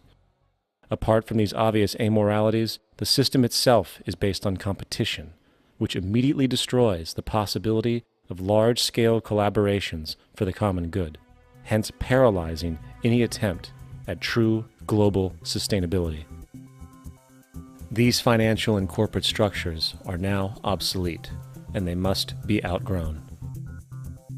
Of course, we cannot be naive enough to think that the business and financial elite are going to subscribe to this idea, for they will lose power and control. Therefore, peaceful yet highly strategic action must be taken. The most powerful course of action is simple. We have to alter our behavior to to force the power structure to the will of the people. We must stop supporting the system. The only way the establishment will change is by our refusal to participate, while continuously acknowledging its endless flaws and corruptions. They're not going to give up the monetary system because of our designs of what we recommend. The system has to fail, and people have to lose confidence in their elected leaders. That will be a major turning point if the Venus Project is offered as a possible alternative. If not, I fear the consequences. The trends now indicate that our country is going bankrupt. The probability is our country will move toward a military dictatorship to prevent riots and complete social breakdown. Once the U.S. breaks down, all the other cultures will undergo similar things. As of now, the world financial system is on the brink of collapse due to its own shortcomings. The Comptroller of Currency stated in 2003 that the interest on the U.S. national debt will not be affordable in less than 10 years. This theoretically means total bankruptcy for the U.S. economy, and its implications for the world are immense. In turn, the fractional reserve-based monetary system is reaching its theoretical limits of expansion, and the banking failures you are seeing are just the beginning. This is why inflation is skyrocketing, all debt is at record levels, and the government and Fed are hemorrhaging new money to bail out the corrupt system. For the only way to keep the banks going is by making more money. The only way to make more money is to create more debt and inflation. It is simply a matter of time before the tables turn and there is no one willing to take new loans, while defaults grow, as people are unable to afford their current loans. Then the expansion of money will stop, and contraction will begin on a scale never before seen, ending a century-long pyramid scheme. This has already begun. Therefore, we need to expose this financial failure for what it is, using this weakness to our advantage. Here are some suggestions. Expose the banking fraud. Citibank, JP Morgan Chase, and Bank of America are the most powerful controllers within the corrupt Federal Reserve System. It's time to boycott these institutions. If you have a bank account or a credit card with any of them, move your money to another bank. If you have a mortgage, refinance with another bank. If you own their stock, sell it. If you work for them, quit. This gesture will express contempt for the true powers behind the private banking cartel known as the Federal Reserve, and create awareness about the fraud of the banking system itself. 2. Turn off the TV news. Visit the emerging independent news agencies on the internet for your information. CNN, NBC, ABC, Fox, and all the others present all news pre-filtered to maintain the status quo. With 4 corporations owning all major media outlets, objective information is impossible. This is the true beauty of the internet, and the establishment has been losing control because of this free flow of information. We must protect the internet at all times, as it is truly our savior right now. 3. Don't ever allow yourself, your family, or anyone you know to ever join the military. This is an obsolete institution now used exclusively for maintaining an establishment that is no longer relevant. U.S. soldiers in Iraq work for U.S. corporations, not the people. Propaganda forces us to believe that war is natural and the military is an honorable institution. Well, if war is natural, why are there 18 suicides every single day by American veterans who have post-traumatic stress disorder? If our military men and women are so honored, why is it that 25% of the American homeless population are veterans? 4. Stop supporting the energy companies. If you live in a detached house, get off the grid. Investigate every means of making your home self-sustainable with clean energy. Solar, wind, and other renewable energies are now affordable consumer realities, and considering the never-ending rising cost of traditional energies, it will likely be a cheaper investment over time. If you drive, get the smallest car you can, and consider using one of the many conversion technologies that can enable your car to be a hybrid, electric, or run on anything other than establishment fuels. 5. Reject the political system. The illusion of democracy is an insult to our intelligence. In a monetary system, there is no such thing as a true democracy, and there never was. We have two political parties owned by the same set of corporate lobbyists. They are placed in their positions by the corporations, with popularity artificially projected by their media. In a system of inherent corruption, the change of personnel every couple of years has very little relevance. Instead of pretending that the political game has any true meaning, focus your energy on how to transcend this failed system. And 6. Join the movement. Go to the zeitgeistmovement.com and help us create the largest mass movement for social change the world has ever seen. We must mobilize and educate everyone about the inherent corruption of our current world system, along with the only true sustainable solution, declaring all the natural resources on the planet as common heritage to all people, while informing everyone as to the true state of technology and how we can all be free if the world works together rather than fights. The choice lies with you. You can continue to be a slave to the financial system and watch the continuous wars, depressions, and injustice across the globe while placating yourself with vain entertainment and materialistic garbage. Or you can focus your energy on true, meaningful, lasting, holistic change, which actually has the realistic ability to support and free all humans with no one left behind. But, in the end, the most relevant change must occur first inside of you.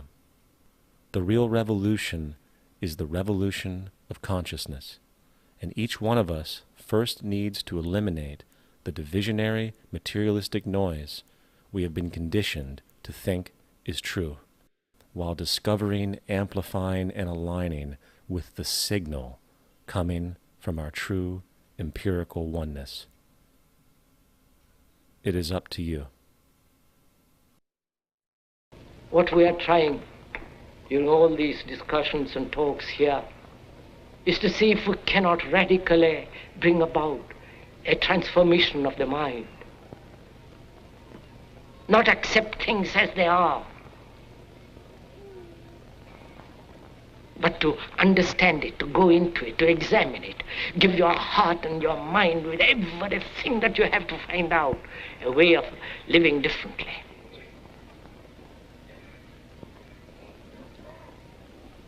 But that depends on you and not somebody else. Because in this there is no teacher, no pupil, there is no leader, there is no guru, there is no master, no savior. You yourself are the teacher and the pupil, you are the master, you are the guru, you are the leader. You are everything. And to understand is to transform what is.